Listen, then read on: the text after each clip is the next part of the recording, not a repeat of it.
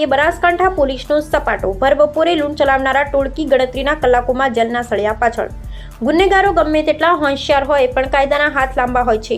ડીસાના રસાણા ગામ પાસે પેટ્રોલ પંપના માલિક પર હુમલો કરી સોનાના માળા લૂંટી જનાર 4 આરોપીઓને બનાસકાંઠા એલસીબી અને નેત્રમ શાખાએ ગણતરીના કલાકોમાં દબોચી લીધા છે। ગઈકાલે 14 મેના રોજ ડીસા પાલનપુર હાઈવે પર રસાણા પેટ્રોલ પંપના માલિકને 2 બાઇક પર આવેલા 4 અજાણ્યા શખ્સોએ બેફામ માર મારી સોનાની માળાની લૂંટ ચલાવી ફરાર થઈ ગયા હતા। ઘટનાની ગંભીરતા જોઈ આઈપીએસ પરીક્ષિતા રાઠોડ અને આઈપીએસ પ્રશાંત સુંબેના માર્ગદર્શન હેઠળ અલગ અલગ ટીમો બનાવવામાં આવી હતી। પાલનપુર નેત્રમ શાખાના સીસીટીવી કેમેરાની મદદથી આરોપીઓનું લોકેશન ટ્રેક કરાયું।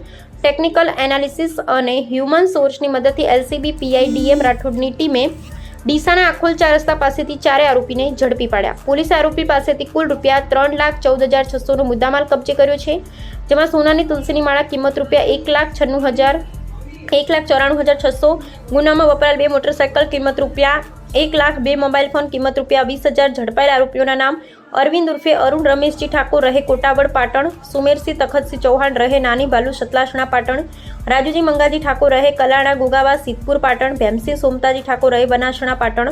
બનાસકાંઠા પોલીસની આ ત્વરિત કામગીરીને સોશિયલ મીડિયા પર લોકો બિરદાવી રહ્યા છે।